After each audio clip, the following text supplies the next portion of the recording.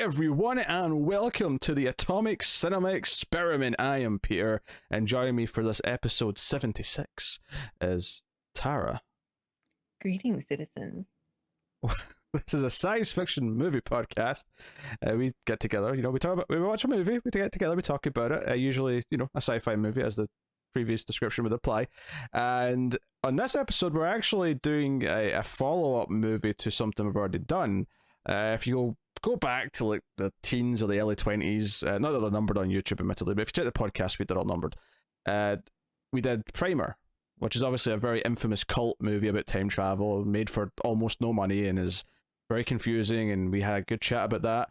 This is the director of that movie's follow-up film, which he did much later in 2013, so almost a decade later. And I'd never seen this, Tara had never seen this, and Nope. we thought, we should do this at some point. So we put it on the schedule and we watched it. So we will start spoiler free. We will give you a warning before we get to spoilers. And before we start the conversation, I'm going to try and chill a little bit here at the start. If you're watching on YouTube, hit the like button. Liking is really important, and lets more people find us. It's the easiest way to support everything we do and keep all the episodes coming. And I'm telling you this now because I know so many people just turn things off before we get to the plugging at the end. So, all right. We really appreciate it. Yes, thank you.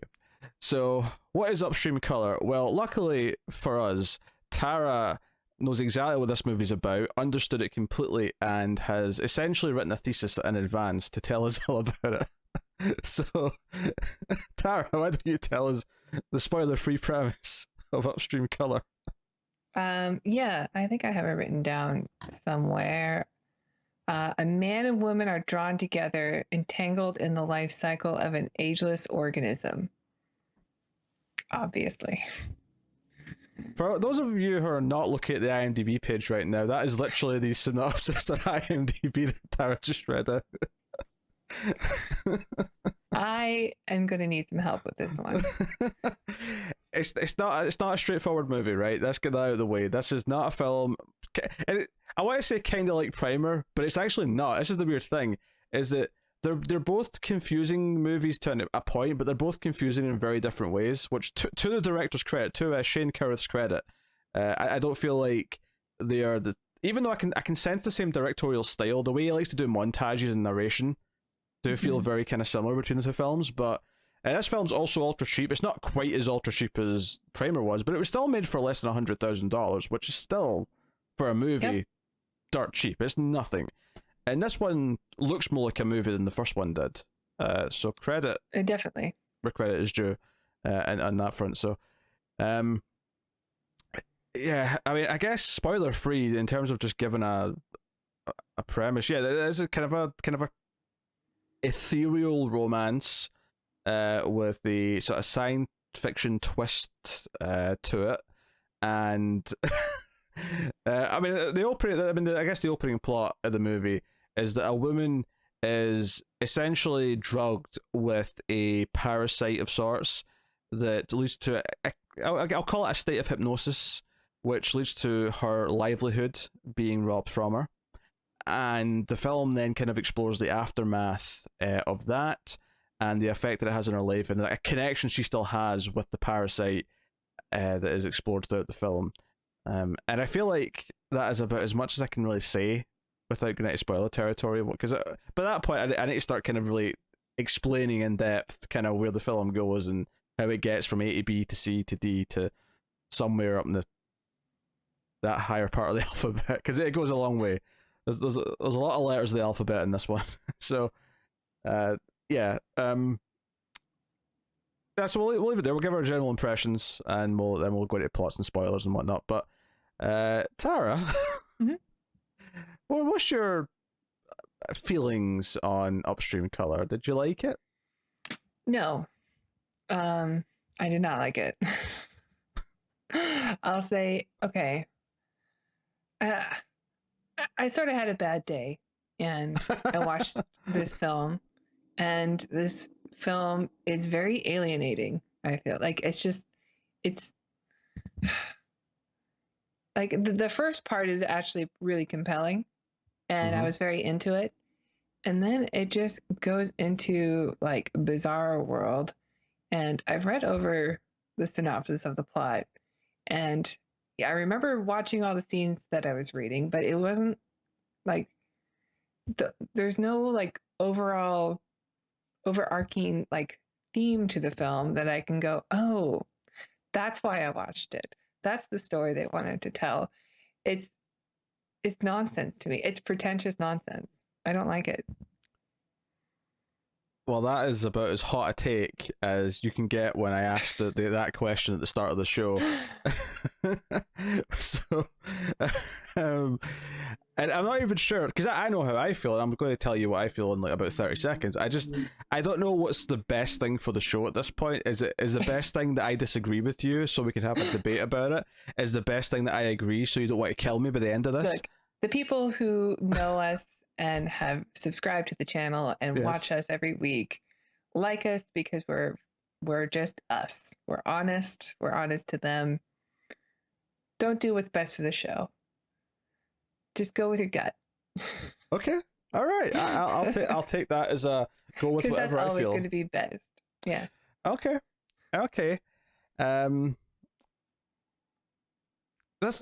It's honestly a hard one to just sum up in a sentence how I feel. It's complicated. It's complicated. I will say that I think it's ambitious. I think that as a follow-up to Primer, this is clearly there's this director, actor, producer, writer that he is, because he's in the movie as he was in Primer. You know, I recognized him. I was like, oh yeah, this is this guy, but 10 years older. Yeah, this is him. I feel like it's reaching so high, and it's so determined to have this ethereal quality, and it wants to be more of a tone poem of a movie.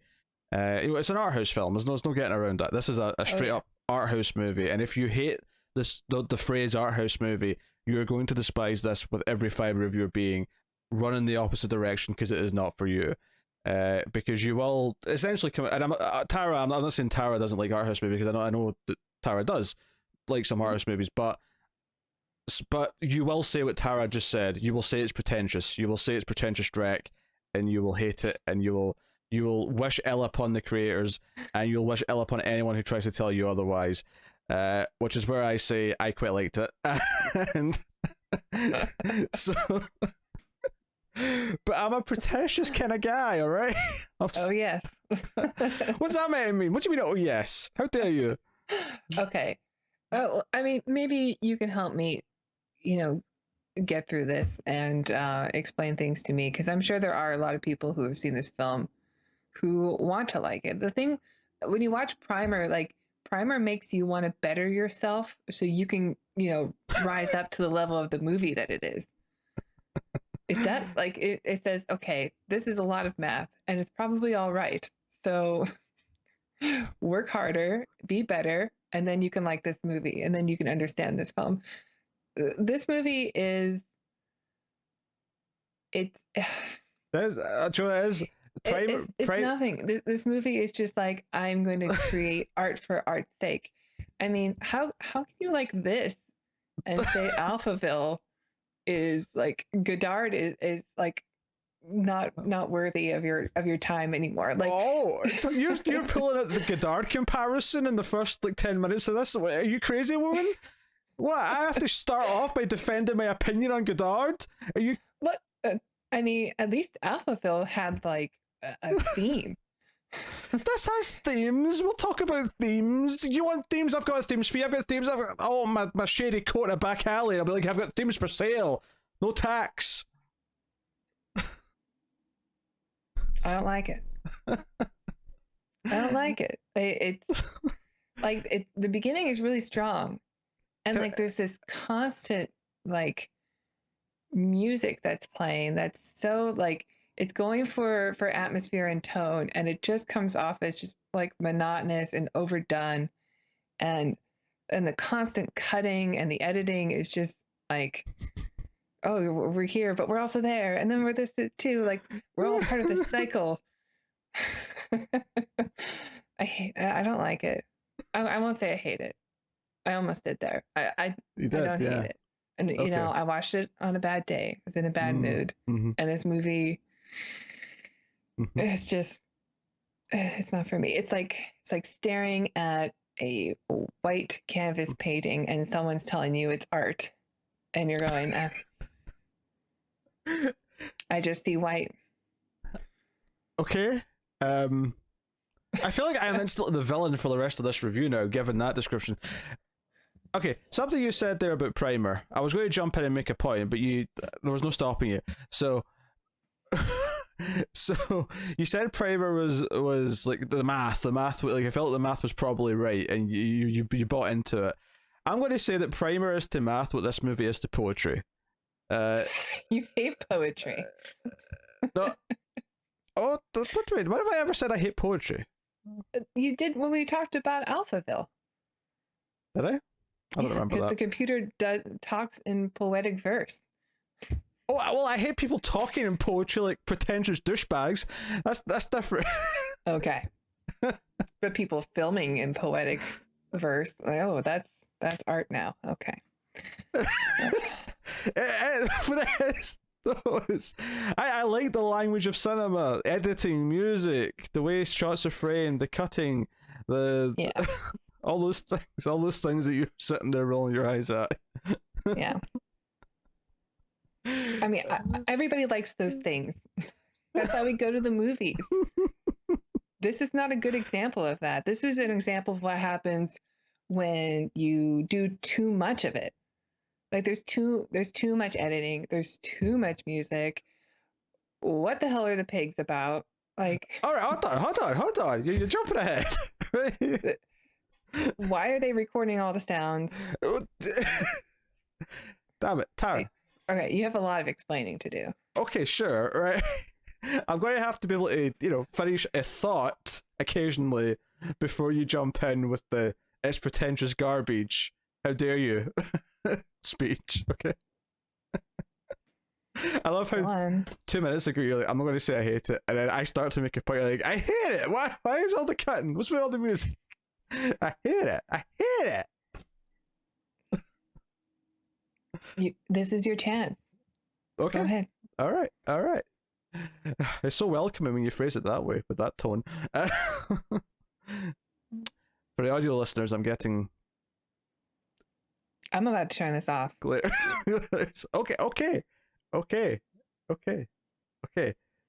All right, where do I start? All right, I feel like I'm put on there's pressure here on me right now to... I don't know, but you sure are delaying the start, probably because you don't know where to start. I admit I don't know where to start. There's a cycle to the movie, and the thing about a cycle is it's hard to pick which part is the start. Probably the larva stage. If I was to jump in here. All right, we're not at plot yet, though. Can we talk about some of the other things first before we get to the plot and do all the spoilers? Right? Yeah. What do you go? Well, go. Okay. Performances, acting. What do you feel about the performances? I like the girl. The girl's great. Sure. She's very convincing. And like the whole movie's about her for the most part. I tend not to like when actors direct themselves most of the time. Anyway, there are a few exceptions. Tell me why so. Yeah. There's always like, he's an exception. And whenever Jonathan Frakes directs. Oh yeah, it's okay when Jonathan Frakes does it. Of course. But like you can always tell. I don't know. Like there's always like they're not getting enough feedback when they direct themselves. And I didn't think that he was great in Primer either. But whatever, it was an indie film. This is also but I think he also had like other people who were in Primer who were just as good as him, if not worse. So like it was kind of passable. But in this movie, I think like she's clearly a great actress, and he's like, okay. I recognized her, and I was curious what I recognized her from because her face seemed really familiar.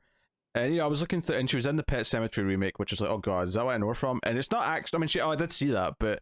She was in You're Next, which was actually before this movie in terms of shooting, and I really like that movie. I like that movie a lot too. And she's also been in episodes of various TV shows. She's popped up in a bunch of stuff. She was also in Alien Covenant, of all things, which I know you've not seen. but I did. So despite the fact that she's mostly been in trash, Your Next not being the trash, Your Next is great. I love Your Next, but I recognized her, and it was kind of bugging me. Like, it's just like I've seen her in enough things, but never really remembered her in anything that I've seen her in. So she had that weird vibe of like, I really know that face.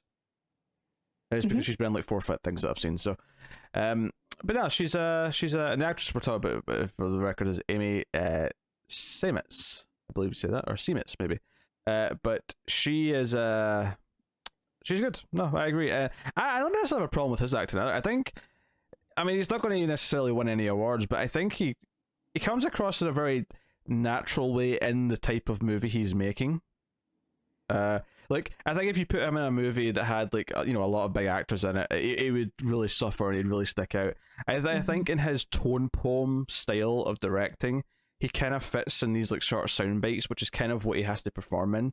There's very few scenes where he has to sit and like have a conversation and have the conversation kind of like just be uninterrupted and just let it go. I'd be willing to bet the part of the charm of doing it that way is that a lot of the bad takes that he did, or if he's only got good parts of conversations because he thinks he's really bad at the end of a conversation or the start, is that he gets to chop it up completely. And yeah, I mean that's true, I suppose. Unless you're doing something in a winner, it's true of like most movie scenes, I suppose, technically. But it's especially even the scenes where they're together, like it's usually focused on her for the most part. He'll have a few like reactionary shots, but you can always kind of tell like he's got the I'm on camera look going. Better look pretty. But no, I mean, she is the professional actress, and she is the central focus of the movie, and she holds it down. I mean, there's not really much of a debate we can have here. I'll to say that I like the music. I can't really say I have no counterpoints. You didn't like it. I kind of liked how dreamy it felt. I was into it. It was just so constant. And I was kind of into the way it was edited, which I know you also didn't like, but it's kind of a lot, especially at the end. Yeah, well, yeah, it started going around a lot at the end, as everything was ramping up, very intentionally. And the last like 20 minutes or so have like no dialogue. It kind of goes quiet in terms of actual spoken words, which I thought was an interesting way to have it all sort of play out, just kind of in a visual sense of like almost like this rush of emotion at the end, as opposed to like actually explaining. Because this movie's not interested in explaining what's going on. This movie, you have to pay attention, and even if you do pay attention, you have to kind of really take it in and think about it. And then even then, you may have to read a couple of guides afterwards to give you a sense of what's going on. Teach me. I think. Look, I'm not saying I had everything sussed out, because I didn't, and there's still certainly little things that I can't explain necessarily, but and there was definitely some moments more than other, because I thought I had the movie sussed about halfway through, and then it got really weird afterwards, and I was like, oh wait, no, I think it's getting weirder, and I'm not so sure I know what's going on anymore. And then it kind of came back around at the end, and I kind of felt like I knew what was happening. It's definitely that type of movie, and I think from this conversation, you know yourself if there's a chance you're going to like this. Now, even if you like movies that are this arty, you still might not like it, right? I'm not saying you definitely will like it, but I think if this is the sort of thing that you're definitely a big no-no on, you'll know from this conversation. You'll know that you shouldn't watch it. Would you? Yeah. Yeah, you'd agree with that, yes. All right, Kat, come on. Gus try to sabotage. Yeah. Yeah, it's definitely like super art house. Very I'd say it's very open to interpretation, and if you like challenging films like that, I think maybe give it a go. Maybe you'll get something more out of it than I did. I certainly, it's not that I don't enjoy challenging films.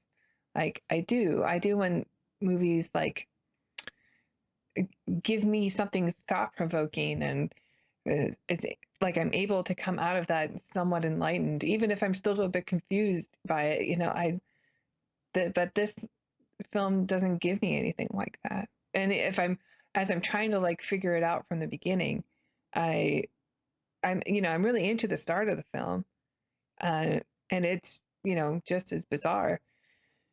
But then it does like every I don't know, like every 30 minutes or so, just change the film to where like, oh, that's not what this is about. And I don't think there is a theme or a message or something I'm supposed to discover from this film, other than like, I'm not saying it's random. I'm just saying if there is something deeper, like I missed it, and I think a lot of people are going to miss it, and I don't think that's necessarily like a good thing. I think. See, that's something that I said about Primer as well, though. I think Primer like doesn't actually have to be as complicated as it is. The film intentionally withholds details so that it's as complex as it actually feels. Mm-hmm. And I think the same is true of this film, where it wouldn't actually take that much to kind of just solidify a couple of the ideas so that it's a bit more easily explained to the audience in the film, but it chooses not to. And you could take that as pretension, you could take that as whatever from the director, like he's been a pretentious douchebag because he's refusing to give this. He wants us to figure it out and piece the puzzle together. I don't think that he's pretentious. I think the film just comes off that way, maybe unintentionally. Okay. So you would say then that'd be a lack of his skill then, is that he doesn't okay rather than he's going because I did feel that way about Primer also. I mean, we rated it positive, but not like it's a 10 must see. Yeah. There was still issues that we had. Like there's a whole plot point we went, that was really unclear, and that's a problem. Much like Primer, I think this is equally flawed. But there's a lot of good qualities to it, and there's a lot of things I like about it, and I definitely like the ambition for sure. So so much of what we're going to talk about is in the spoilers. So I guess we're at the point where I'm just going to have to say, we're going to jump in. But before we do, I will take this time to thank our Patreon producers for the month. So thank you to Alison M. Fordyce, Tyler Hess, Cindy Palacios, David Short, Board Now, and Zammer Jammer. They are all our Patreon producers for the month because they are $20 or above patrons. But you don't have to be a $20 patron, do you, Tara? No, you don't. If you like us and you like the channel and you'd like to support us, if you go to our Patreon page, it's patreon.com/MildFuzzTV, and donate as low as $1 per month, you will get more of our content that's not available on YouTube. So check it out. And we have a whole back catalog of films that we've reviewed if you're looking for B-movie classics and cult classics. We have the Transfer Saga on there, Judge Dredd from 1990 something. We've got Time Cop on there, a favorite. We even started doing some sequels that are a bit more B-movie, like The Philadelphia Experiment 2. So please check that out. And if you donate $5 per month, you will get access to our reviews 1 week early, plus all the bonus content. So thank you. Yeah. Did you say 1 week early? 1 day early. I didn't even catch it when you said it. It was like a second after you finished. I went. What I mean, there are shows that you will get a week early. Yes, but not this one. Not the 8th. Yes. So yeah, there you go. Wonderful. Thanks. Okay, so let's dive in. Full spoilers for Upstream Color. Let's work through this bad boy and see if we can piece this together. You have 20 minutes. Timer starts now. This is never happening in 20 minutes. So we begin with a mysterious character who is simply credited as the Thief. He is getting a larva from some plants, some blue plants specifically, and is essentially making pills out of them and doing some experiments. And there's a couple of kids that are helping him who kind of like take them and we see them in a sort of weird effect for like a brief moment, but he goes out, he puts them into some pills and he tries to sell them as if they're drugs at like a nightclub. And there's a couple of glimpses of our main characters in like a montage here. We see them sort of jogging in the morning. Because again, there's a lot of ethereal montaging going on throughout the film, so like I can't stop and sort of explain every time that happens because it's a lot of the film. but he's trying to sell these drugs. He's unsuccessful. He's a terrible drug dealer. But so he ends up having to try and just essentially kidnap someone and force it on them. And that's how, our main character, Chris, she was trying to go to the bathroom. And I actually really like the way it kind of set this up, where he's kind of awkwardly standing in the hallway with her. And it's like he's almost about to do something, but then someone walks in and he kind of has to like just sort of act casual. And there was I felt the awkward kind of like tension from him on the build up of like doing this awful thing. But it snap cuts to her being unconscious, and he's dragging her out in the rain, and he puts on a gas mask or a breather onto her, and it forces this bug, this larva, into her system. And she starts coughing up afterwards, and she's fully awake again, and she sort of like starts to walk away in fear, but then kind of slows down. This larva has kind of put her into a very suggestive hypnotic state, and that's kind of this first portion of the film is the thief, basically saying very like specific things to her. Number one is that he tells her that his face is made from the surface of the sun, and that she can't look at him. So we never really look at him from that point on either.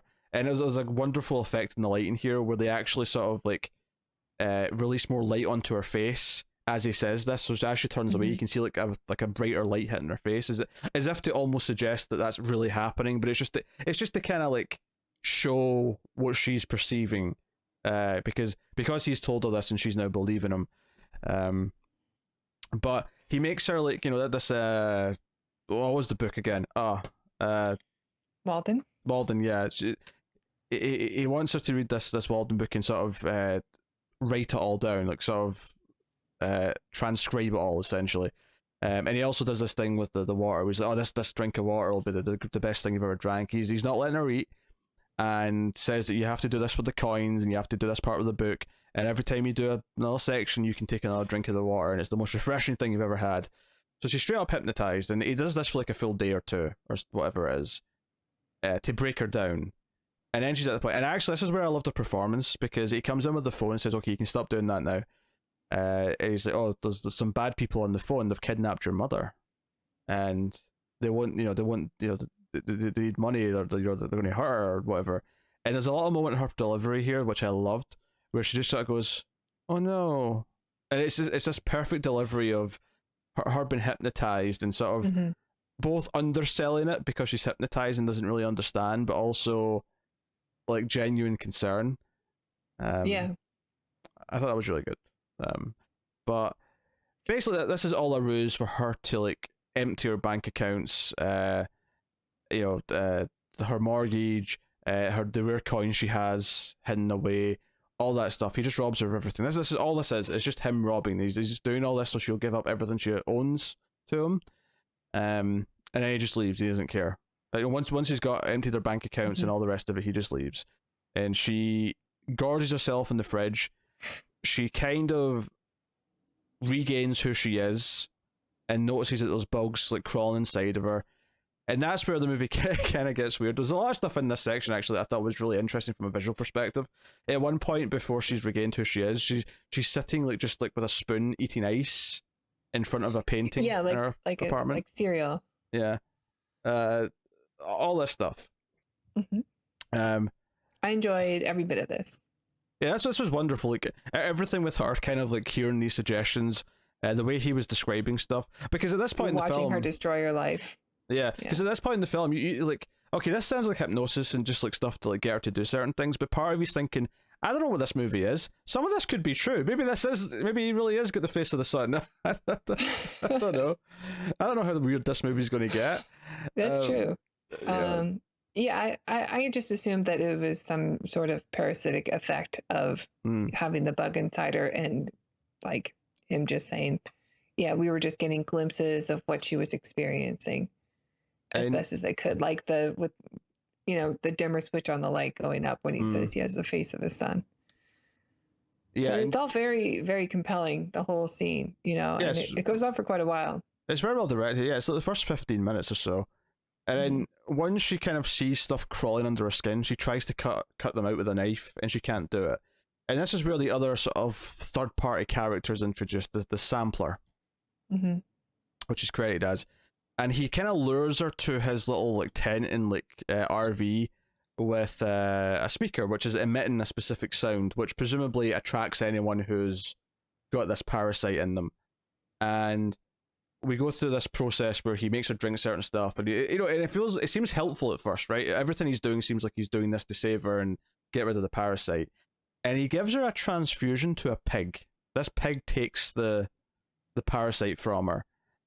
Which is a very interesting visual. Again, there's a lot of shots here that I really like him driving back to his like farm with the pig in the back seat with just the light of the truck kind of like illuminating the scene. I thought it was just a lot of really good little visuals sort of mixed in here.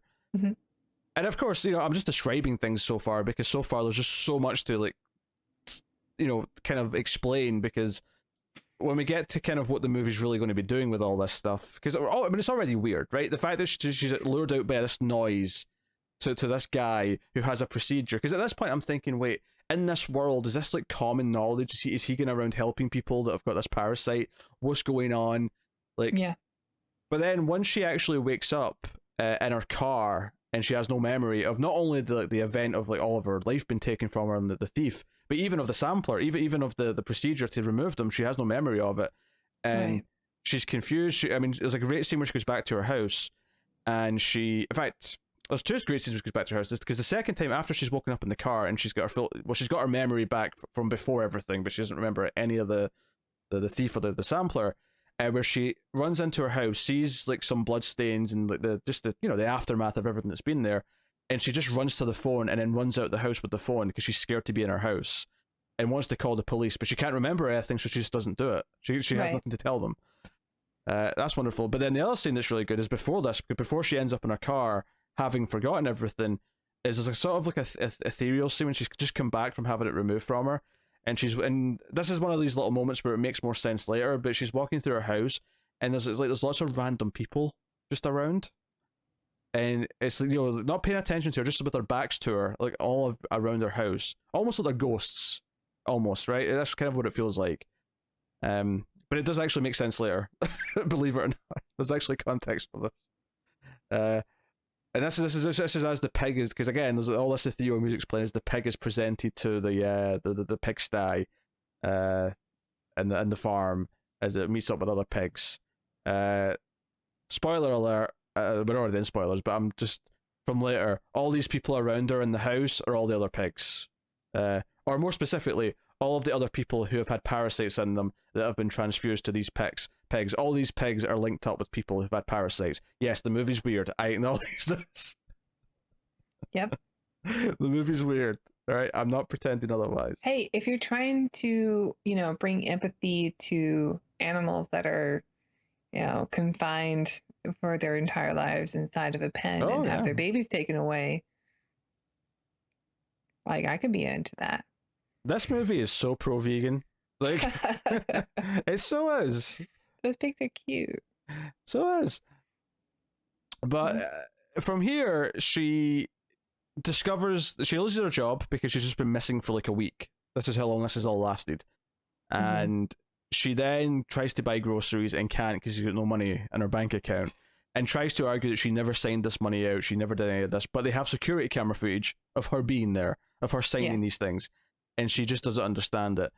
And we cut some time later, and she's got a new job, she's cut her hair, she's living in the city, and this is where she meets Jeff, our main character, who's played by the director. I just want to interrupt real quick. Sure, yeah, go on.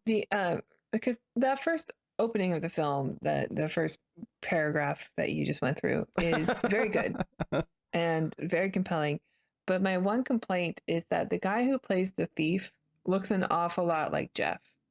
So in my mind, like when we see Jeff right now, I'm thinking, oh, that's the guy. That's the guy who did all these horrible things to her. I'm pretty sure the guy who played the thief wasn't even white, so I'm not sure. I really? Agree. Yeah, he's not. He's like Hispanic. I thought they looked alike. Because I was thinking, oh, that's the guy from Primer when he shows up in there. When he shows up to try to sell the drugs. I mean, to be fair, he's got a Spanish name, but that doesn't mean he's, No, he does. He does. He's not white. He did. No, he did. It didn't look white. I'm sorry. You don't see a whole lot of him, admittedly, so I don't really necessarily blame you for forgetting what he looks like, because after the whole drug selling attempt, after that Did we point, not see the primer guy like at all before? we see him once jogging towards the start of the movie. There's like he's in like a montage at the start when they're both jogging, and it cuts between them. It's hard for me to even see. Because you see the thief again at the end of the movie. What did you think he was at that point? You know, I was so checked out of this film at the end. Fair. Okay. I was just like, who's this guy now? Okay. I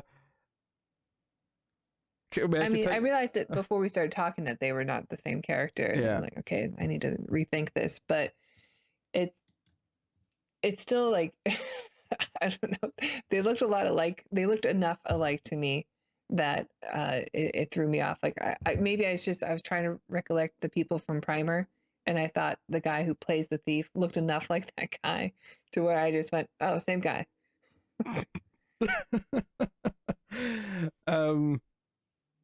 Fair, I guess. I never had that. He doesn't look issue. that much different from our main guy.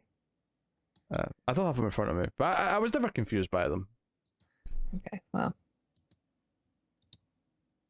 sorry, Tiago. I'm sure Tiago will accept your apology and not hold a grudge. He seems like a stand-up guy. I mean, his character isn't. His character is a thief who drugs people and robs them of everything that they've ever had. But so yeah, you mostly just hear him the whole time. You don't really see him, other than in the very beginning when he's selling drugs. Yeah, like, once he's drugged her, it then shifts to not really seeing his face. The most you see of him after that point is that when he takes her to the bank to sign out the money, it does cut to him kind of in the back seat, but he's got his head kind of down. Obviously, he wants to not be caught on camera, or like because he gets her to like park a block away, blah blah blah.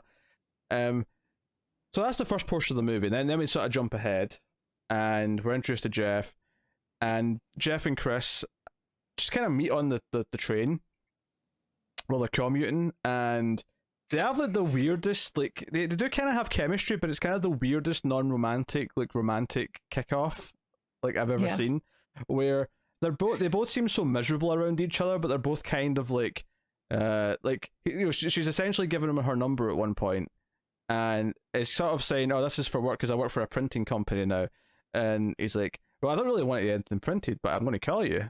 She's like, okay, all right, we understand each other, okay. And then she kind of ignores his calls for a bit, and then when he runs into her again in the train, he's like, I'm going to keep calling you, please answer the call.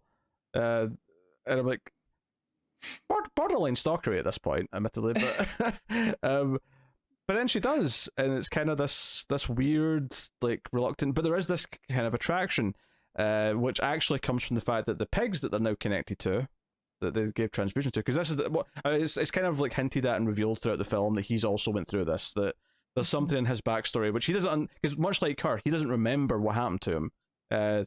In his case, there's an assumption that he was doing drugs, and that's why he did this bad thing he did, where he transferred a bunch of money and tried to give it to himself. But what he actually was doing, of course, was he was doing that for the thief who was controlling him.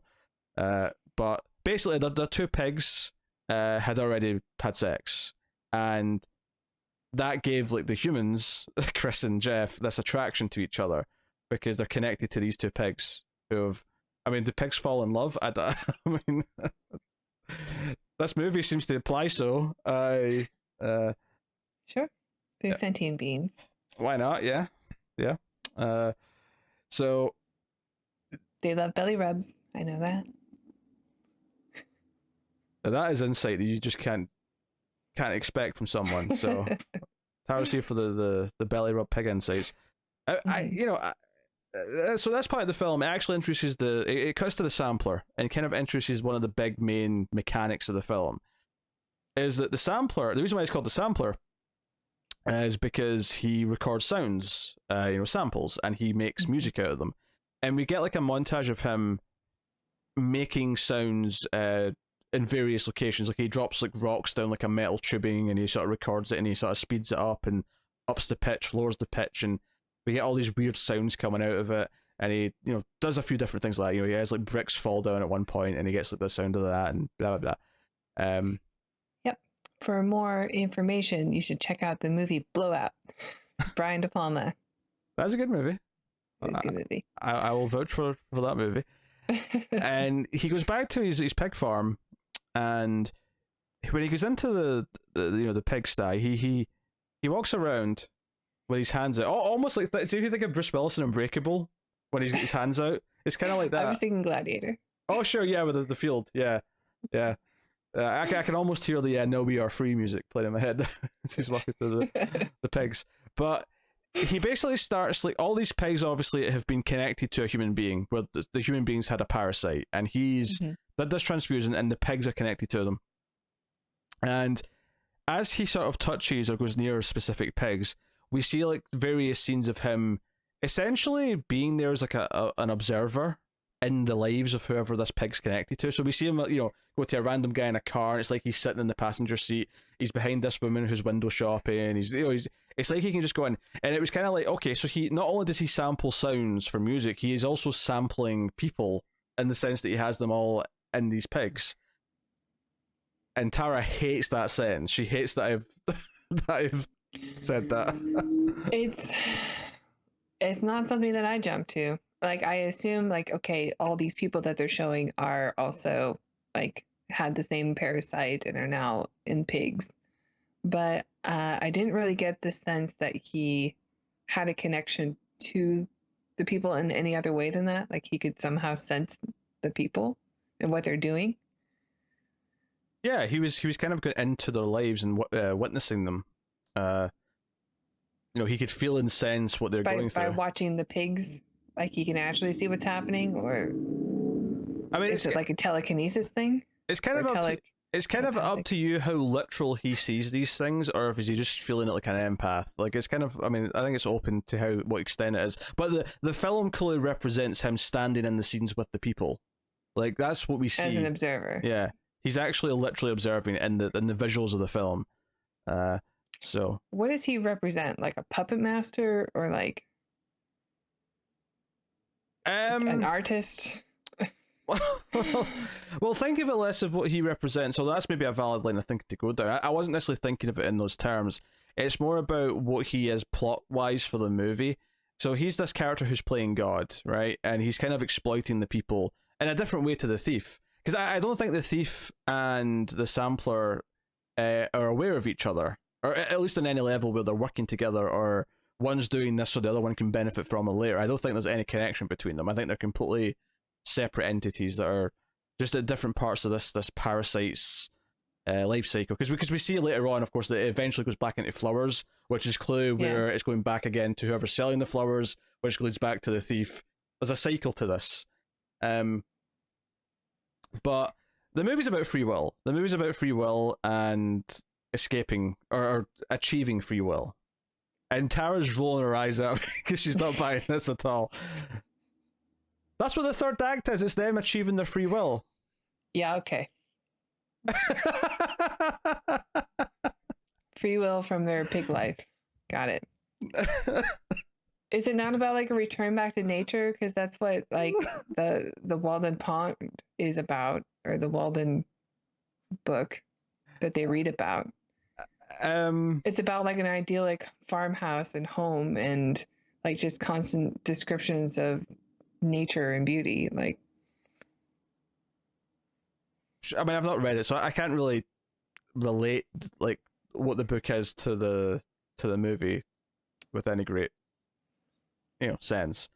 So I can't comment on that. But the movie is definitely about them regaining their free will by the end. They fight back, they regain their thing. I'm jumping ahead here. I'll have to explain this properly, but like, so are they still being controlled so long as they're pigs by this guy playing pig god?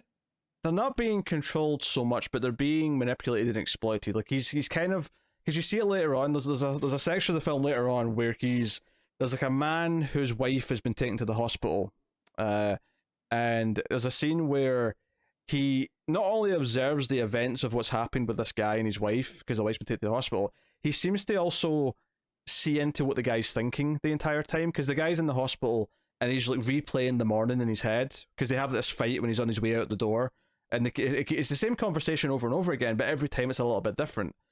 And it feels like this is the guy's... I couldn't tell if they were trying to do the same conversation over again from the same morning, or if it was like, we have this conversation every morning. Nah, I think it was the same morning, because I generally got the vibe that it was like he was replaying this over and over because he felt guilty that he's the, you know, what happened to his wife led her here to the hospital. So okay. You sound so judgmental. I'm allowed to be. All right, okay, fine. This movie deserves. I mean, it's reaching for the stars. Yes, but you're not being judgmental of the movie. You've been judgmental on my analysis of the movie. Well, yeah, also that. You're like, oh, you're such an idiot for believing this. No, I'm not saying that. It's just one of the biggest burns that I've ever experienced was The Matrix Reloaded and the architect scene. Hey, we'll do that someday. When that scene ended and I walked out the theater and went, I think that was just a bunch of BS. That wasn't the movie. No, I agree. It was like, no, you just don't get it. There's been other Neos.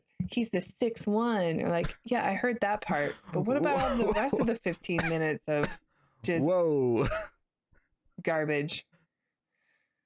I'd be mad that you spoiled the end of the Matrix Reloaded, but no one cares. So no one cares about the end of the Matrix Reloaded. I mean, yeah, who gives a shit, right? It's the Matrix Reloaded. No one cares. Yeah. So we're in the spoiler section, so fair game. For this movie, not every movie ever made. How many times do I have to say it, damn it? Oh, dear. So, where was I? Yes. So this middle portion, because the movie does kind of break down neatly into three chunks, because we did the first chunk, which is the thief and all that stuff. And the middle chunk introduces the sampler, and essentially what I think he's doing, right? Again, this is kind of a bit of interpretation, but I feel like in order to make his music, he's not just sampling like sounds, right? He's sampling I can feel the judgment in Tara's eyes. Not souls, that's not fair, but like he's basically taking from the emotions, because you know how art is like, you know, it's all like, you know, a musician writes a song because they're sad, or a painter paints something because they're inspired by the love of their life, or something, right? It's all based on feelings and emotion and what we care about. It's almost like he has none of his... Pigs are his muse. Well, the people are his muse, not the pigs. The people pigs. You know what I meant. The pigs are just the conduit to the people. The pigs are the string with the two cans in the end. He's just listening. He's listening in. No. I get the visual. Okay. But not the movie. Just know every time you give me the silent look, the audio listeners are going, "Oh my god, is my podcast not working?" Just keep going. Think of the listeners. When someone think of the always listeners. think of them. Always. So, I think what he's doing is he's exploiting other people's feelings and emotion, perhaps because he doesn't have his own, but he's also trying to influence it, because as the film goes on, Chris and Jeff start to hear things, or Chris specifically starts to hear noises, and it's the noises that we've heard him kind of make with the various, you know, Foley sounds that he does, and it's like he's trying to manipulate them, and you know, their lives are clearly influenced by the lives of these pigs and this feeling of being trapped and the romance between these pigs, because that's what's brought them together. And it affects everything. When the pigs have piglets and they're taken away, both of them inexplicably freak out and have these moments where he gets into a fight, she ends up getting lost in his place of work randomly. This was the part of the movie that was the most confusing, because it was like, why is she there all of a sudden? Like, I was really kind of getting lost. But the gist of what it's doing, I think, is that the rush of emotion of these pigs being scared because their piglets have been taken away obviously ties into her thinking she's pregnant. In fact, even the fact that she thinks she's pregnant is probably because the pig, you know, her corresponding pig is pregnant. And and then she's told she can't have kids. You know, whatever's happened to her with this parasite, it's not happening. It's never going to happen. And endometrial cancer, but she survives. That was the phrase. Yes, yeah, she's already survived. That was the thing. It's like, you know, whatever the sampler did to her to like take the parasite out seemed to fix it, I guess. But you know, like all this is going on, and they're clearly experiencing whatever the pigs are going through. It's not just the pigs experiencing what they're going through; they're actually being more influenced by that end than the other way around. So, and during the course of this, you know, they get married, they get a house together. You know, they have all these sort of kind of little beats where they have to get, you know, she says we have to get a car and, like, you know, look for something, and they can't find anything. Like, you know, they find a bridge at one point, and like, oh, does this remind you of anything? Like, does this give you a direction, like a sense of where to go? And they have nothing. They're clearly searching for the answers to why they feel the way they do, but they have no way of getting there. And it's not until later in the film, the third act kind of becomes like her actually starting to like have her memories triggered, because, you know, she starts, like, you know, just the book, the Walden book, she just starts speaking it, and he starts remembering. It almost triggers memories in him as well, because she keeps saying the lines. It's while she's swimming. She swims, maybe some association with the water, and while she was writing the Walden book, she also was stacking like chips from a board game or from checkers. Yeah. And she's grabbing like rocks from under the pool and stacking those in a way. So maybe things are just association. It was a two-sided thing, because there was that side of it, which I also agree with, but there was also the fact that during this time, this was when the piglets, which the sampler didn't need, he like put them in a sack and threw them off a bridge into the water. There was even one moment where it kind of like transitioned from the water to like her in the pool. So I think there was kind of like it was like a two-sided like correlation. So she's the baby pigs also? No, not so much that, but I think it was like, I don't know, not that her pig would know what happened to her piglets, but I think the movie was trying to make some sort of like connection. Like, water was definitely like a running theme that it wanted. I mean, the movie is called Upstream Color, so I mean, you know, that's an important part, because literally the color from the color comes out of the pigs which have the parasite, and it goes to the flowers, which makes them blue. Yeah, the orchids. Hence Upstream Color. So Tara hates this movie so much. I don't hate it. I just don't like it. You do. Yeah, but I'll put it this way: like, no, the conversations tend to have a specific flow, and the conversation here is so different. Like, I don't know what to add. Like, I mean, you're reading the plot, and like, yeah, I watched that film, but nothing like, I don't know what to add to it, because I don't know how they link up to something more important or something, I don't know, like nuanced. You know, it's just, yeah, that's the scene I watched. I mean, I don't necessarily have an answer for you what it links up with for more nuance beyond just some broad strokes, but I mean, we'll get through the rest of this third act and like sort of talk about that a little bit. But anyway, so when the whole pig things happen, when the piglets are being killed, like they get so freaked out that the poster of the movie is them hiding in the bathtub, and that's kind of where this happens in the movies. They're hiding in the bathtub because they're just so both like scared and confused and don't know what's going on, and they have to figure this out. But they've like stashed away like their supplies, like survival supplies too, in the bathroom with them. Like, they're scared someone's going to come and take everything they have, which actually kind of makes sense. Even if you take out all the weird stuff, the idea that someone did this to them before, even if they don't remember it, like, someone did do it. Someone did come and take all their stuff. You know? So it's dare I say, I'm going to try and analyze this a little bit here, and I feel like I'm going to get some daggers from Tara in a second. But maybe I'll give it a shot too. Right, so both characters lose their jobs, right, because of what happens to them. And I'll, you know, even though it's not the focus of the movie, but both of them talk a lot about, like, she's lucky to have her new job. It's really important to her she keeps it. He, of course, lost his job and he gets paid like cash because the company can't acknowledge that it works for them because he's too sketchy because of what happened with the laundering. And I feel like they're both victimized by this thief, and then the person who at first glance seems to be saving them is then just exploiting them in a different way. I do wonder if there's maybe like a big business sort of company kind of metaphor there about how, oh, you know, you'll be good in life if you work for a big company, if you go and work for, but really they just control your life, and you're just in a cage of another kind. You're just at the mercy of someone else.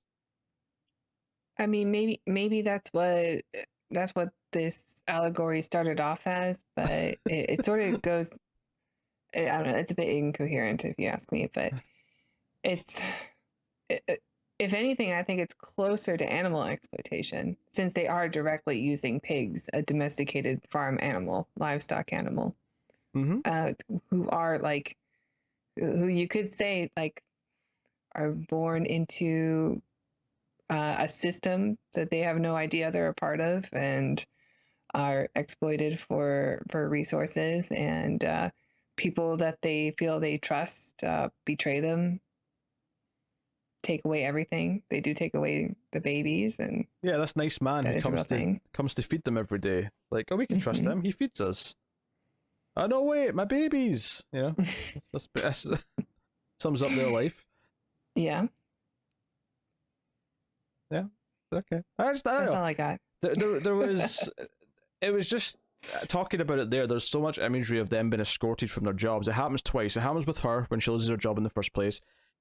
When he's kind of let go from his job right around the time the piglets are being killed, that's when he gets into the fight. But it was a very similar kind of moment of them being escorted out. And even the visual of him like tossing the box of papers off the balcony and it landing in the foyer of the building was very kind of like a similar visual. I mean, not exactly, but of the pigs being tossed off the bridge. Like there was definitely a kind of like almost like he felt, you know, something like that was happening. To do it. Yeah. Yeah. Okay. See, it's impossible to have a conversation when the mere suggestion of what's going on, you just go, yeah, right, okay, yeah, that's what's happening. It's incoherent. This plot is so, like, I'm sure it started off with good intentions. I'm sure Shane Carruth is felt a little bit like up against the wall as to after Primer. Like, how do I, Primer was a sort of a cult hit, and for such a low budget film, and people were expecting a lot of him for his next one, and he made this experimental art film that is like, I think he reached too high. I think he was reaching too high, and it comes off as really, I don't know. Let's go through the last act before we try and, sum up our analysis. All right. So basically, now with the hint of where to go, because there's a moment where she's in the water when she's been like reciting the book, where she like sees like some coral or whatever, some flowers. And it's like this, again, it's not literally there, but she's kind of like sensing it. Because there's actually hints throughout the film that they can also kind of sense the pig farm. Not knowingly, but there's a moment, the first time they have sex in the morning after, when they're lying in bed, it kind of cuts to like them lying like on the sheet, but they're inside the pig farm and there's pigs everywhere, which I can only imagine was a blast to film, that scene. Yeah. I was thinking about that too. Yeah. They're just basically laying in mud.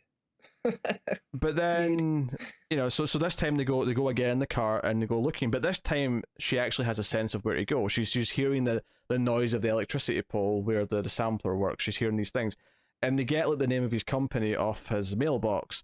So they go and buy the CDs and they listen to the music, and it kind of like connects them to like stuff they've experienced already, and it kind of gives them.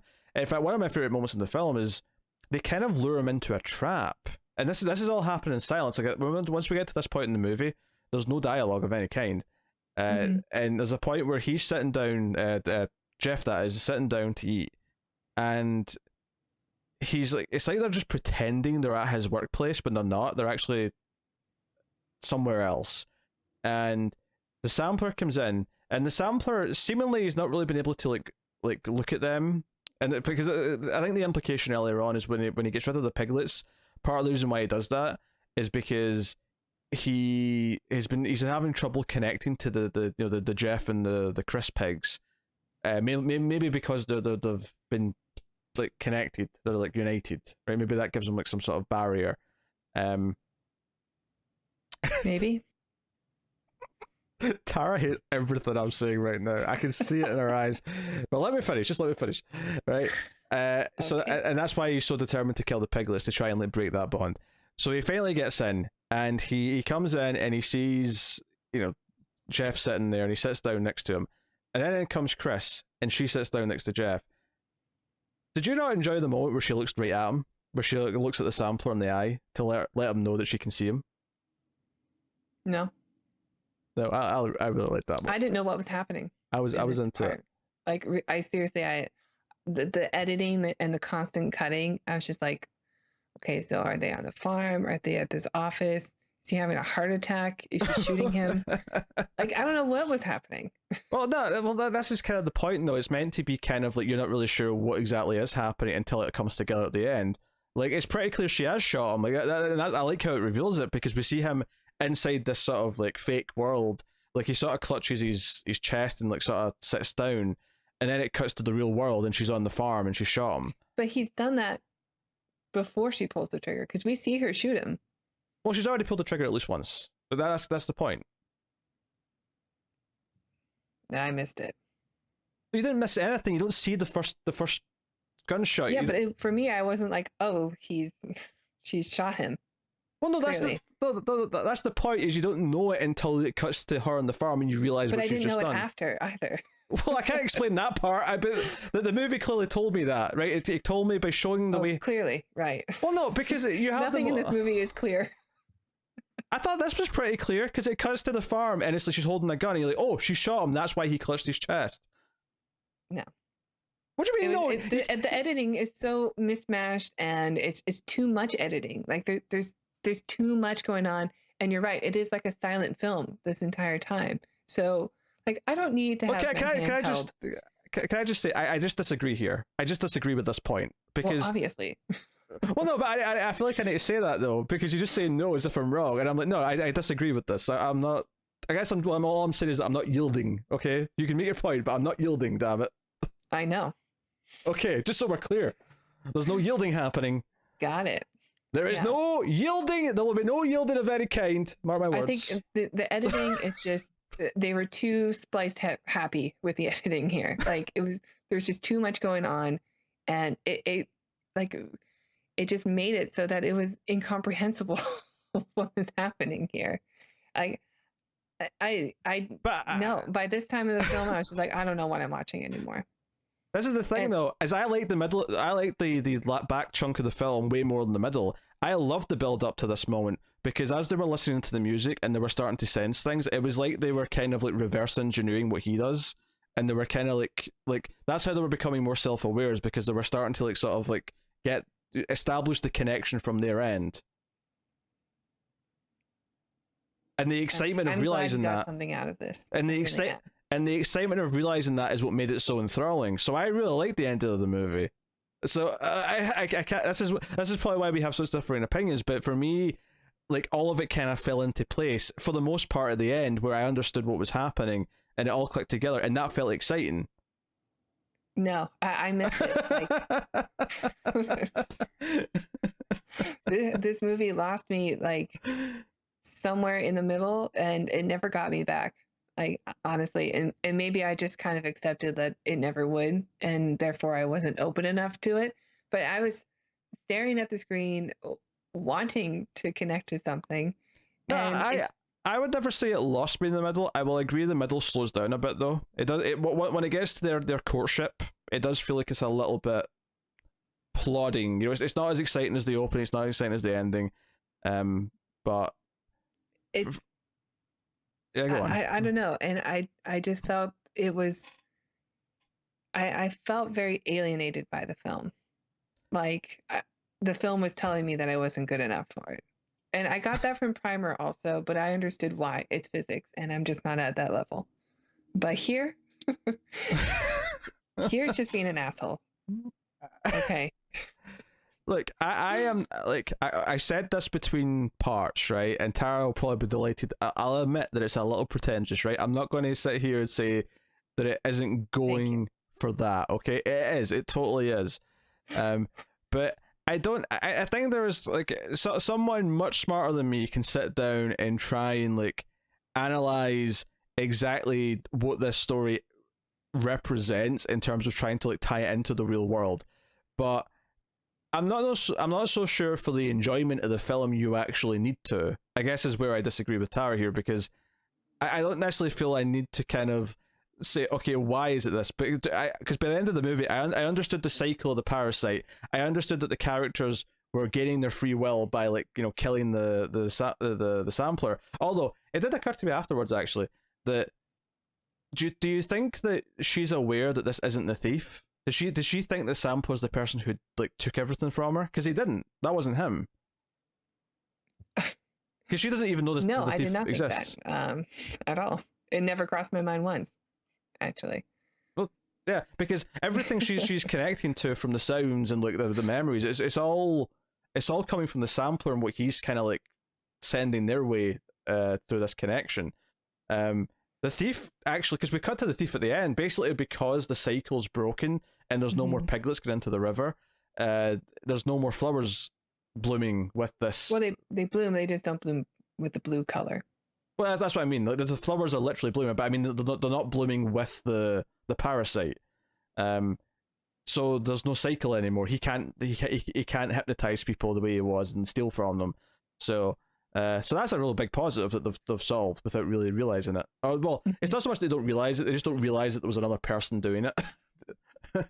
But they find the pigs, and they basically find all this guy's like documentation for all the pigs, and actually send out evidence to all these other people who are connected to these pigs, and they all get together as a community and like give the pigs a better home and give them a better life. And the end of the movie, the last shot of the movie, I shit you not, and this is kind of weird, is the pigs, Chris and Jeff's pigs have more piglets, and the final shot of the movie is Chris holding a baby piglet, lovingly, like it's her child, and then that's the end of the movie. It fades to black.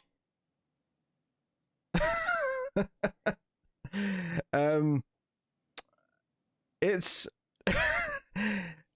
that whole surrogate motherhood thing is a little bit weird, and I don't know if I necessarily have the experience to tackle it. I wasn't going to say ovaries, no. Oh, okay, you do a job there. If you said you've got ovaries, you tackle it. Well, I think it's easy for people to empathize with a baby animal like they would make their baby. I mean, I do it with my animals. It's not like unusual. I'm sure you do it also. Oh yeah, but I every time I think one of them's hurt, I yell out, "My babies!" Yeah.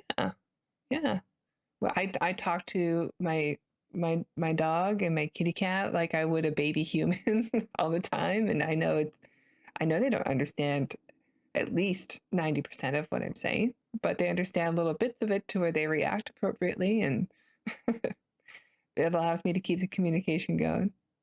My cats, alternatively, clearly understand most of what I'm saying and choose to not react at all to spite me.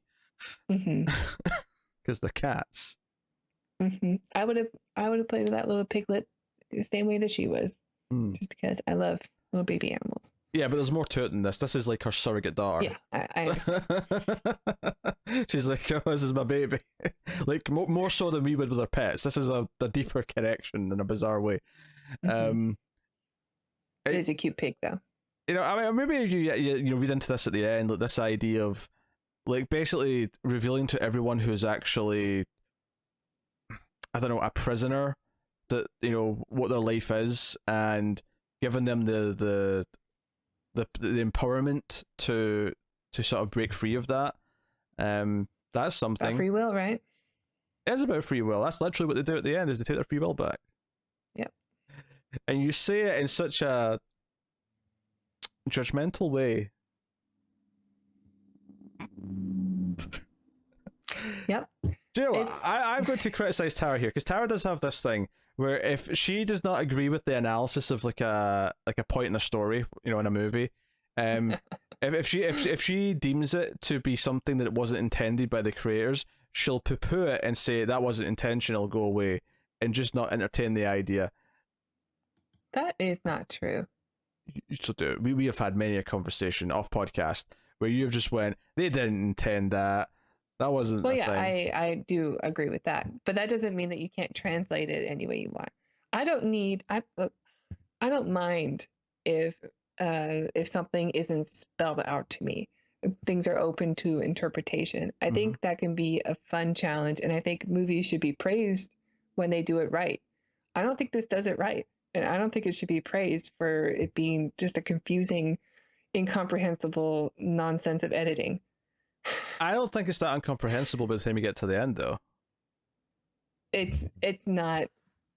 No. I disagree with that. That is something I disagree with because I think it's definitely intentionally confusing as you're watching it up to a point. But I feel like by the end you have kind of a sense of a lot of what it was doing. Not enough. I mean, I certainly did not. And maybe I'm not sophisticated enough to be able to handle an art house film like this. Uh-oh. But you understood.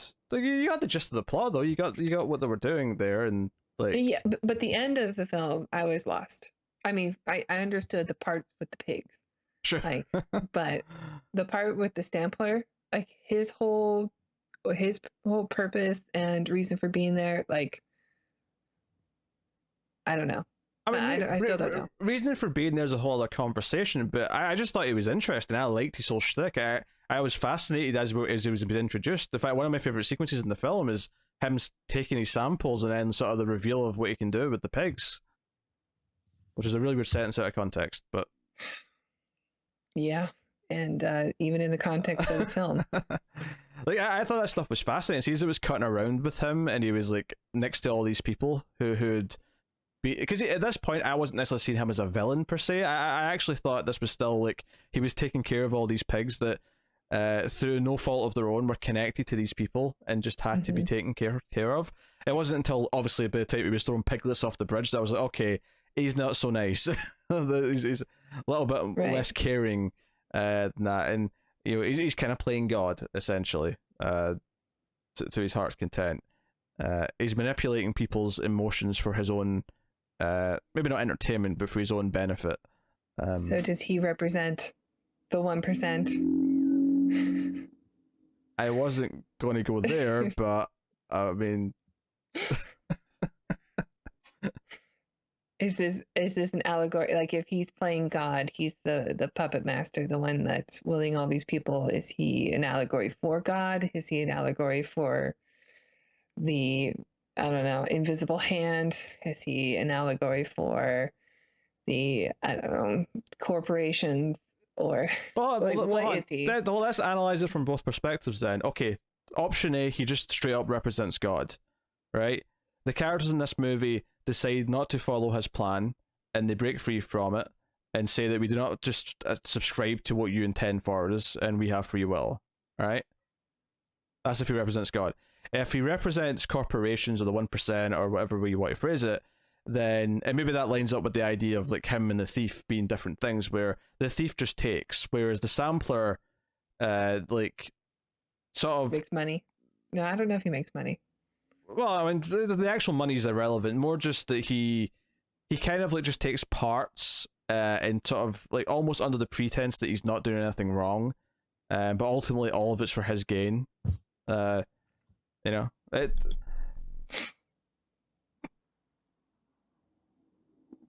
All right, I guess we're going to wrap up because Tara clearly does not want to talk about this at all. I mean, I'm thinking about it, but my mind has not been changed. I think it's, at the very least it should be an interesting series of talking points. But you just want to poo it, so I'll just. I'm sure a lot of critics are on your side. I guess I'll well, I don't think it's perfect though. I agree it's a bit pretentious. I agree that maybe it's kind of overreaching. Like, well, yeah, but that's not what I was gonna say. I was more so that it kind of exists to be what it is, rather than because it's got something to really say.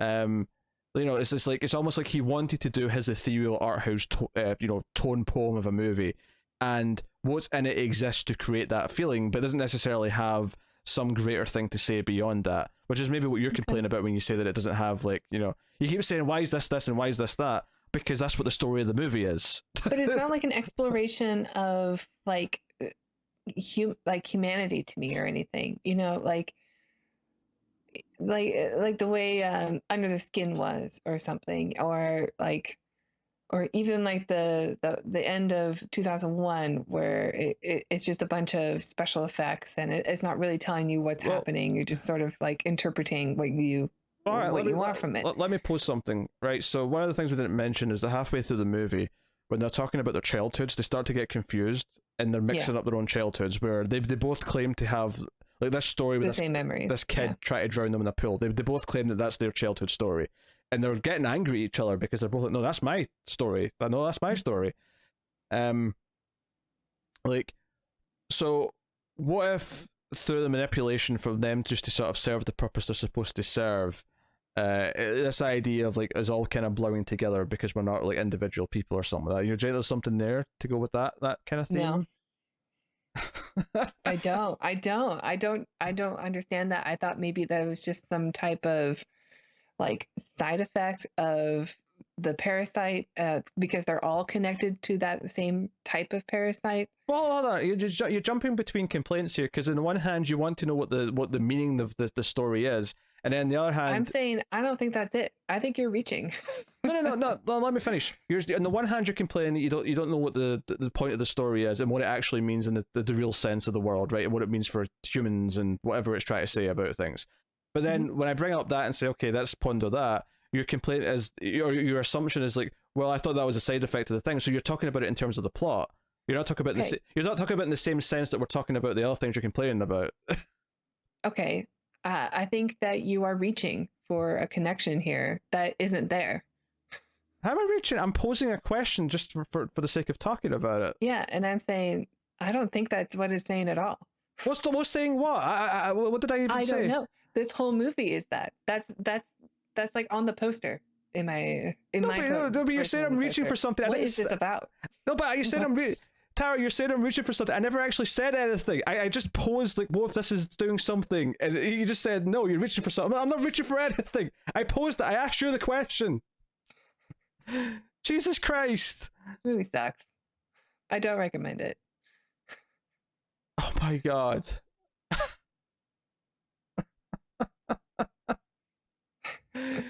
Yeah. Olson of the Los Angeles Times wrote, with its densely layered, thematic, rich storytelling, Upstream Color is in part about the mutual psychoses that could be an essential part of romance, the agreement of shared madness. It's intense and hypnotically powerful, and a more intimate and moving film than Primer. It's more emotional than Primer. That's all garbage. I don't. No, it is more intimate and emotional than Primer. It's way more about the characters than Primer was. Primer was not about characters, not really. This is way more about the characters. Primer had characters, like, had two different types of characters that you were following, and one of them, like, and their like descent into, I don't want to say madness, but their addiction to the power that they have and how those two types of personalities dealt with it. But this is, I mean, there's a relationship in this movie, so yeah, there's going to be some emotion there. We see somebody like who seems likable go through a horrible event in the beginning, and yeah, that's emotional, but that's about it. No, but it's all based upon your sympathies for them and her specifically. Primer's not about sympathizing with the characters, not really. Primer's about a concept, and the characters serve the purpose in the concept. Here, okay, densely layered, thematic, rich storytelling. Okay, Olson of the LA Times. Don't.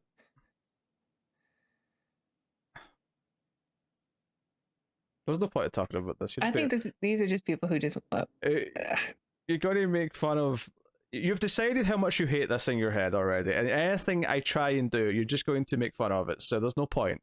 We're done. Okay, no, give me one more thing. I promise I won't make fun of it. I'll take it very seriously. Give me one. I don't know if I've got any more. Yeah, what a surprise. No, you've shot down everything. Well, there's nothing left. You've shot down every single thematic point that we could properly talk about. Is there anything that you think I didn't give a fair chance to, and you want me to go at it without any salt? Salt-free. There's the salt-free review section. Oh, finally, just an hour and 15 minutes out of the review. We're finally at the salt-free section. Yeah. Oh, I'm getting silly. Look, just to kind of summarize here, right? I think the characters, I find myself sympathizing with her. I feel like the tone of the film is very engrossing. It's very ethereal. I get drawn in, and I enjoy actually trying to piece together what's going on. I enjoy trying to understand it. I feel like there was a rush towards the end, as it kind of like, as I realized what they were doing as they were listening to the music, where they're kind of backtracking the process. See, the salt in your eyes, I can see it right now. The salt in your eyes. There's a. I am doing nothing. Right, it's not like this is not the best example of a movie like this that I have seen. You mentioned Under the Skin, which is a phenomenal film. I agree. Right, there's other, like if you compared this to say like a David Lynch movie, David Lynch 9 times out of 10 is doing way better than this. Yeah, he's like the master of this atmosphere, tone. Crazy. Batshit crazy experiments in his films. But you don't really like David Lynch though, do you? I mean, I like Dune. Dune is not an example of a David Lynch movie. David Lynch's name's on it. It's not a David Lynch movie. Well, that's the only one I can think of right now. Did he do Mulholland Drive? He did do Mulholland Drive. Yeah, I like that movie. Okay. What's the point of Mulholland Drive? I don't remember. I haven't seen it forever. I was going to try and make a point. I liked it. I was going to try and make a point, but you don't remember it well enough to make the point, so it's fine. Yeah, it's been ages. I feel like you have taken a disliking to this. You say you don't want to say you hate it, but you clearly do. You clearly despise this film. And I think it's very commendable in a lot of what it tries to do. I don't think it's completely void of cynicism, because I do think it doesn't achieve everything it wants to do spectacularly. And I think much like Primer, it's intentionally a bit more obtuse than it maybe needs to be. Particularly exactly with what it's trying to say. I agree, it's not completely there, but if I'm engrossed during the film of itself, if I am enjoying piecing the puzzle together, if I'm sympathetic to the characters, my biggest complaint is probably that the middle of the pacing kind of feels like it slows down a bit during the courtship, but I think this was an experience, and I think I would recommend it if you enjoy such experiences. But it's definitely rough around the edges. Much like Primer, it's rough around the edges, and I think that's almost something that gives it a bit more charm, because it doesn't feel like this big produced thing. It feels like one crazy little man's absurd vision that he wanted to make, and he put something down and he got it together, and he assembled this thing, and it is unashamedly this person's vision. And I find this vastly more interesting than a mundane film that comes out and is just okay from mainstream cinema. I'm not saying it's better than, the great movies that come out of mainstream cinema, but if you give me this next to, I don't know, what came out? Sonic the Hedgehog. This is way better. This is magnitudes better. Sonic the Hedgehog's alright. It's watchable. It's mildly amusing. Right? You should probably just give your rating, because that's a pretty good summary of your thoughts. You can give your rating first, but I've summarized. You can have the floor. You can pour as much salt as you want. Okay. Well, believe it or not, I don't like the film.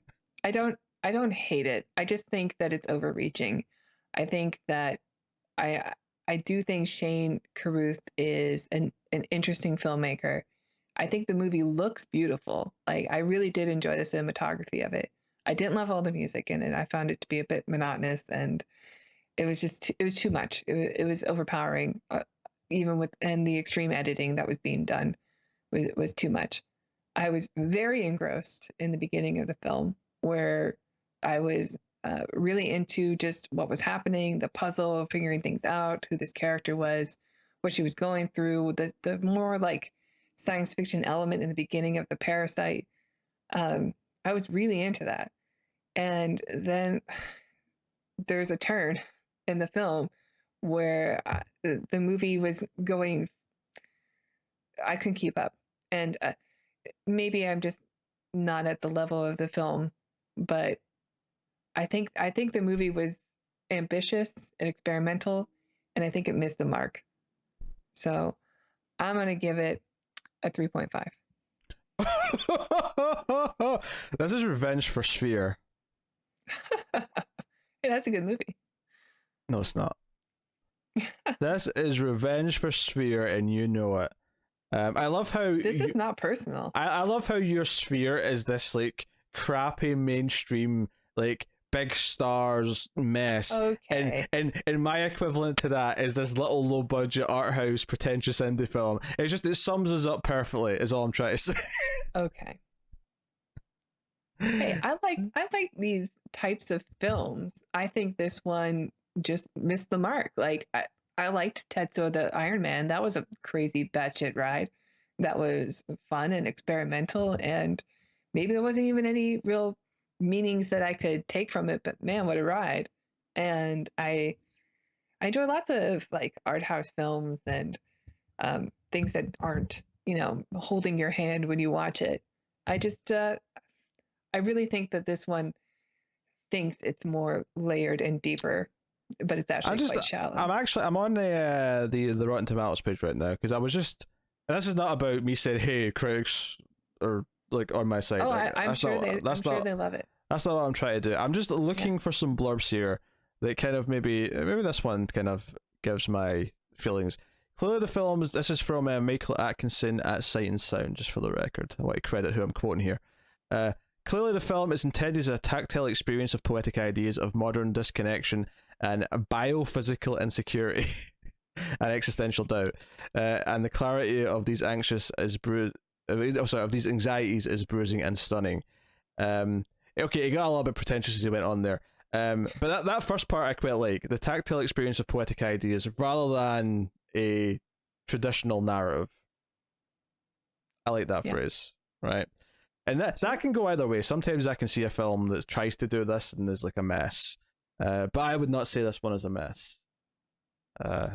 Clearly, given everything I've said in the last 80 minutes of whatever it's been, I don't know. Feels like an eternity. I put a time limit on this, but you said no.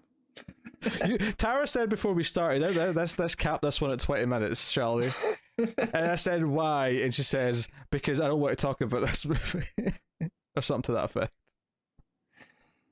That doesn't sound like No, actually, no, sorry. This movie's not worth talking about any longer. That was the exact phrase, sorry. Let me get it right. Which gave me an inkling as to how she felt. Because I'm a detective. Yeah. Okay. Alright, so I guess I will rate it then. Intoxicating, that's a good word for it. It's intoxicating. So, toxic is a good word for it. Oh, how dare you? Okay, like every once in a while, me and Tara's tastes do tend to line up more often than not, but every so often there's going to be something where we disagree. Sphere, bizarrely, was one of them. I based that on Tara's insanity. But I liked Alphaville. Oh, sure, yeah, she liked Alphaville too.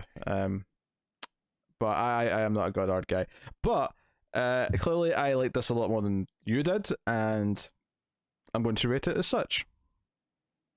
And I'm debating where I want to rate it. And I went lower than my initial after our discussion. Out of spite, no doubt. No, don't take this personal. This is not an attack on you. It's all personal. There's like daggers in my heart and my back right now. You're taking this way too personal. This is not your film. Maybe Shane Carruth. I'm sorry.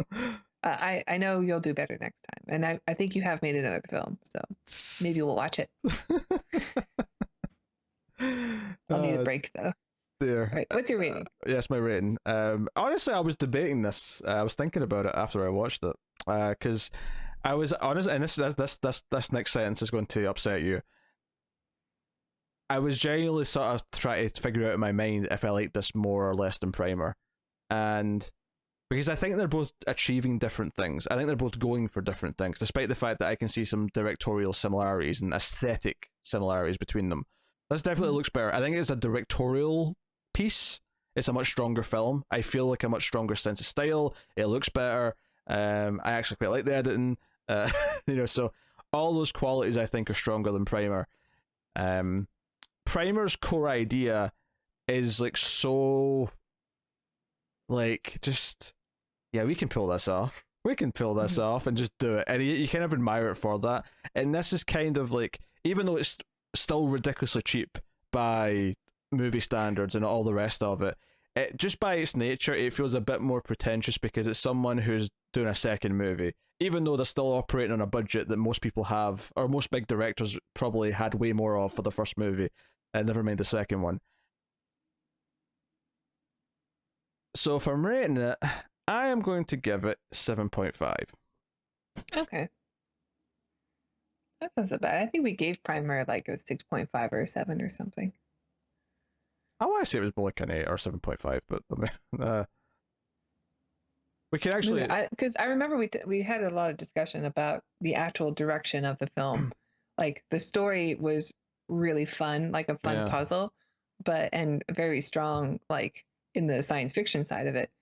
But I think we both agreed that the look of the film just was just a little too cheap for the movie it was trying to make. I remember the points we made, but I think the numbers were a bit higher because I guess we felt the story was good enough to, drag it up.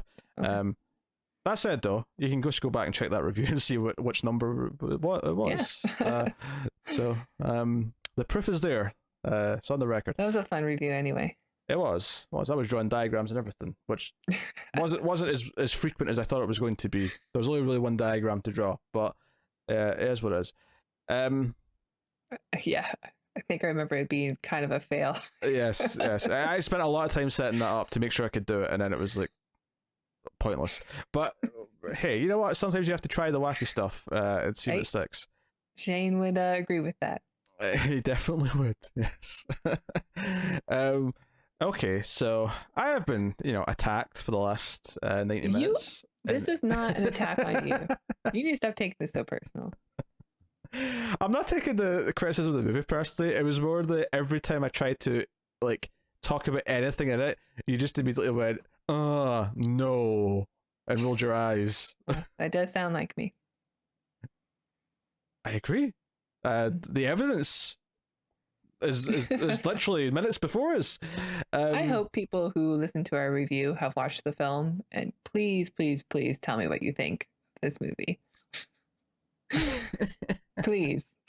People like argue with me, so they're all just going to take your side just because. No way. Yeah, no, I'm the easy villain, right? They're going to be the villain. You might get some snotty film snob who comes in who's never like watched the show before, and will comment saying that they think you're an idiot because you just didn't give it a chance. Oh yeah, I'm sure I'm the Transformers watching, Michael Bay loving. Yeah. You wouldn't believe see, literally on that Alphaville review. Oh, you must only like Michael Bay films. Like shit. Yeah. Check the rest of my reviews, please, you prick. Anyway, I think that was directed towards me because I checked that comment out after you brought it up, and because I said that I liked the movie, and then I proceeded to shit on the film. But I mean, I had complaints about the movie. It wasn't perfect. I just said I liked it.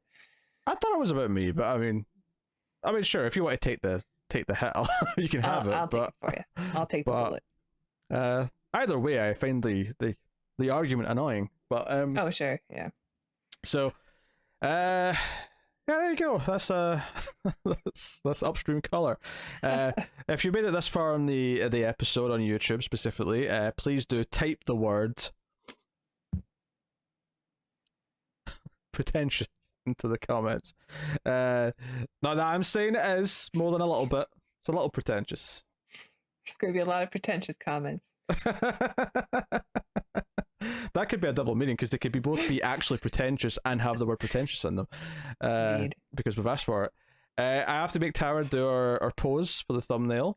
So yeah, make sure your head's not cut off. I'm going to count and do 3, 2, 1 and say pose. So here we go. 3, 2, 1, pose.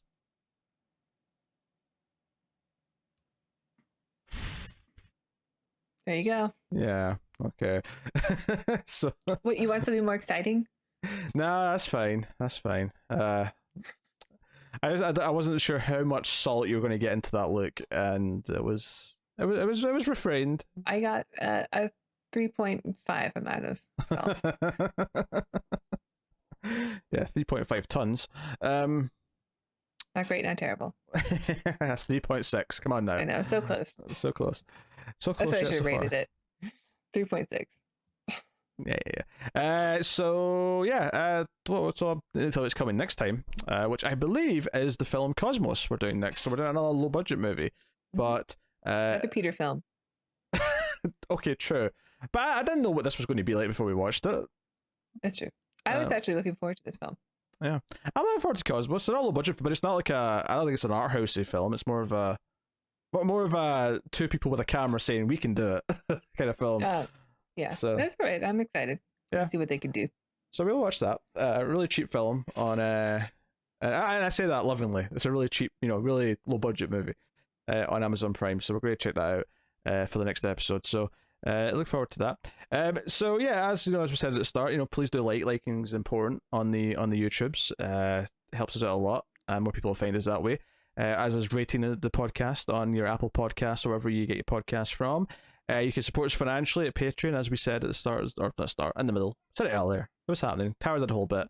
I did a thing. I helped. You could do all that. And Tara's about to do another thing because Tara's about to recommend another Male Fuzz TV thing. Promote! Yes. Why, if you enjoy watching us review things, we are also reviewing the Twilight Zone. We are reviewing both the classic and the new Twilight Zone. All the new episodes have been released for season 2 on CBS All Access, but we are doing it 1 week at a time because that's all we can handle. So watch the show along with us in the reviews and let us know what you think of the Twilight Zone. Yes. Nowhere near as compelling as this movie was. Oh boy. We shall see. We're not very far into the show, so. I mean, we're 4 out of 10 and we're almost halfway. I'll have to think of something else to promote. Which I'm saying because I'm like, right, we're almost at the hump. We're almost at the hump. we're going to be close to finishing because that new show is not very good. But yeah, so that is the show. That is the Atomic Cinema Experiment. This has been episode 76. So thank you for joining us. If you've been here since episode 1, then we applaud you especially. But if we picked you up along the way, that is cool too. We love all of you loads. So yeah, get us on Twitter, of course, as well, at the Ace Podcast, and that about does it. So thank you once again for watching or listening. We always appreciate it. Keep watching science fiction, guys. A computer at Salsa. I really hope the next movie's good.